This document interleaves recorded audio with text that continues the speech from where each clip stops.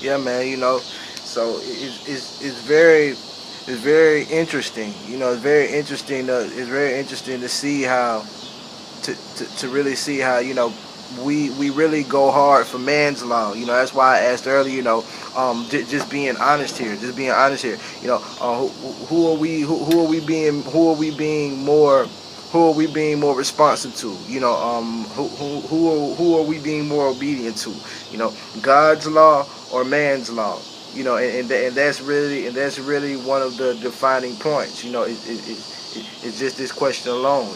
Because it's very interesting to see how how we can sit in these institutions, and we can study for we can pay so much money, and we can be in these classes for so long. I'm talking about college students now. I'm specifically addressing college students here. It's very interesting how college students can sit here for so long, for all these years, and go so hard, and engage in this difficult task, and engage in this extraordinary obstacle of of tackling college courses, but but but but we do not make the same sacrifice, and we do not go to the same extent, for our own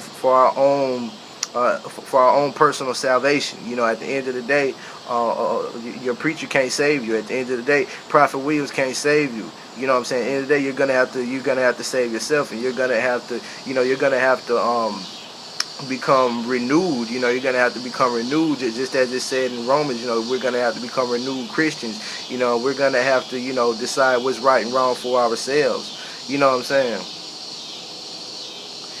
And that's why I say it's very interesting just to see that difference. It's very interesting just to see that difference, and just to see how we will we will go to the extent for man's education, but for our own personal salvation and knowledge and comfort, we will not do the same. You know what I'm saying? And by denial, we will actually decline. We will actually decline any further information and any further knowledge in any field that we may call ourselves being professional or aficionados or gurus in. You know what I'm saying? Simply because we have more so adhered to man's definition of what is and what is not, and what is education and what is not education. So this whole iRobot concept that I'm speaking on takes place all the way from the educational system, all the way to all the way to an iPad and iPods. You know what I'm saying? This whole robotic sense in society, it is all the way from the minute to the grandiose. You know, so just understanding those types of things, that's very interesting. You know, and that we must have the intellectual integrity to question everything. We must have the intellectual integrity to question everything, and do not believe. Don't just believe things. It's not, like I was saying earlier, it's not safe to just believe anything. Don't it's not safe to just believe your Bible. It's not safe to just believe your pastor. It's not safe to believe a teacher. Just believe a history book. Just believe Prophet Williams. Take the things that I'm telling you, take the challenges, and take the things I'm telling you, and go and seek for thyself. And go ahead and begin your path and your journey to enlightenment. And to evolution and transformation. These types of things must be understood first. Just in the backwardness. And just us having a more thorough understanding of American history, of African history, which most people would call Black history. But if we're really gonna be in depth about things, we have to get that African history, not just Black history, but respect it as African history. And understanding that what you call Black history And what is African history? Actually, African history is actually not only the missing pages to American history, but the missing pages to world history as well. You know what I'm saying? And ultimately the pieces of the puzzle, that are needed to make this thing whole again. You know what I'm saying? Understanding that women, our women is very key. Why this is in my spirit, that women are the completion of the whole evolution. Are really ultimately going to be the completion of the establishment of the kingdom. Our women, and that's why the woman was such a pivotal point in Adam and Eve. And that's why if we were really to understand all the concepts and all the ideas that were implemented just through the story of Adam and Eve, that the reason I say that the woman is the completion of everything is because Adam was the first, but woman's creation made man's completion complete. Made man whole. The creation of woman made man whole.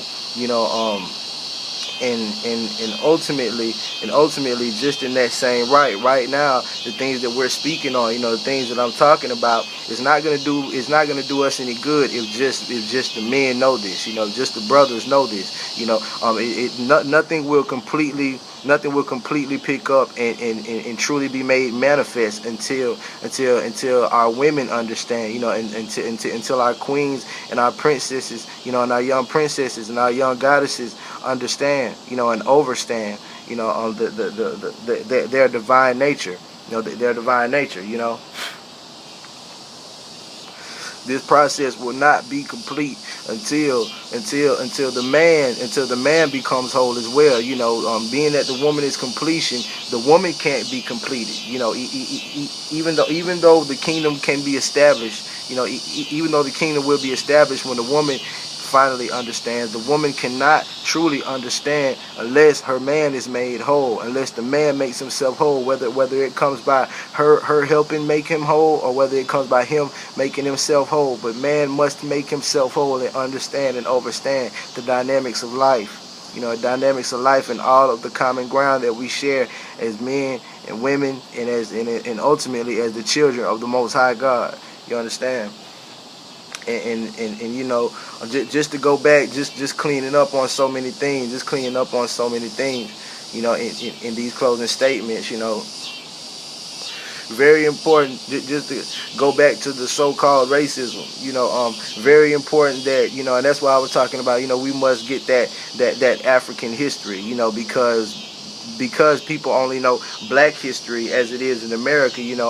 People only understand, the Martin Luther King, Rosa Parks, maybe a little Harriet Tubman program, what I'm saying, which is really just a program, you understand, because, white people always bring up Martin Luther King when, when they talk about racism, but the thing is,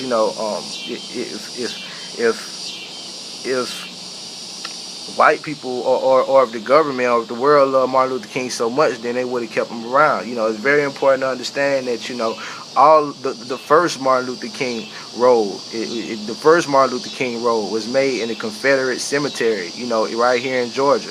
It was made on a Confederate road, right in, it was made in the Confederate cemetery. It starts in the Confederate cemetery. That's the first Martin Luther King road.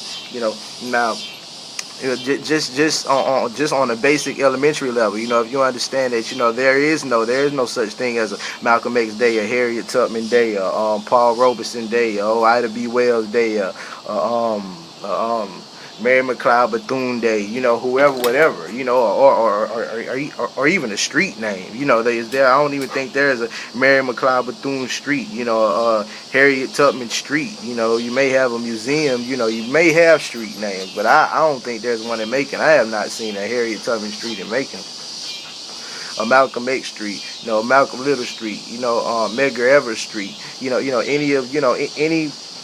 anything like that, but Martin Luther King is the only one that has a holiday, You know, and why is this? Because ultimately, just biblically speaking, you know, and that's why I say, if y'all stay tuned for my Bible study, for my Bible study lecture, I'm gonna blow some heads off. Cause just biblically speaking, you know, there are many things that we can learn from. There are many things that we can learn from Dr. Martin Luther King. But ultimately, Dr. Martin Luther King was ultimately a government conspiracy. You know, an implemented government conspiracy. You know, distracting us from movements like Marcus Garvey. You know, and Noble Drew Ali. You know, and so many other things. You know, you know, well, Du Bois was the one that was distracting us from, you know, Noble Drew Ali, and, you know, and Marcus Garvey. But, you know, Martin Luther King was the one that really kind of got us off track from our deal, you know, from our the Honorable Elijah Muhammad and Malcolm X, you know.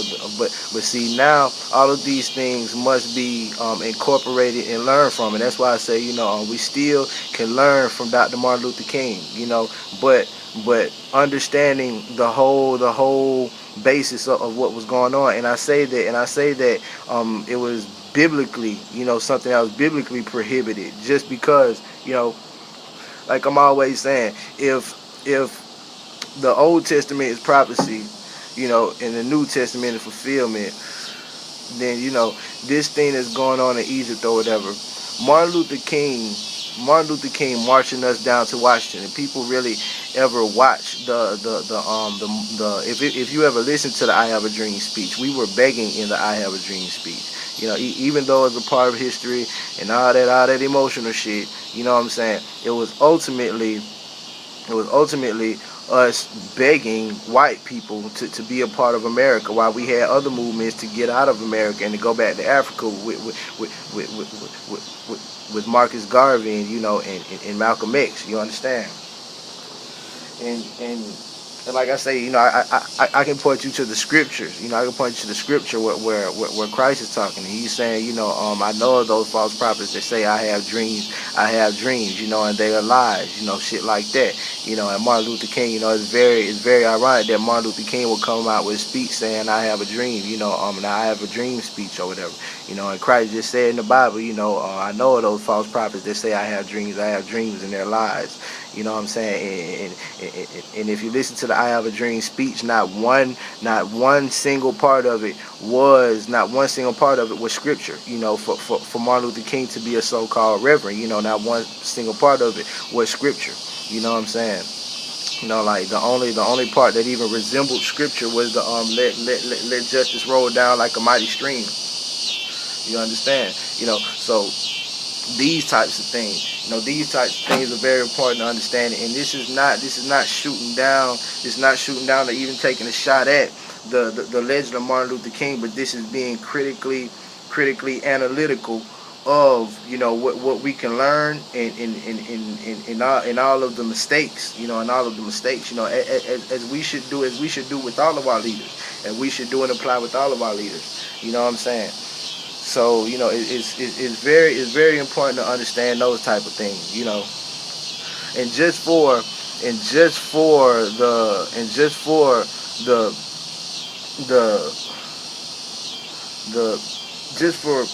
the whole complex of white supremacy and this whole American structure to maintain, you know, one of the main important things would be for white people, you know, would be for the so-called white population to be effectively diverted and educated, you know, in a whole nother manner that would still be, you know, that would still be relative to this same complex. You understand? Dig it.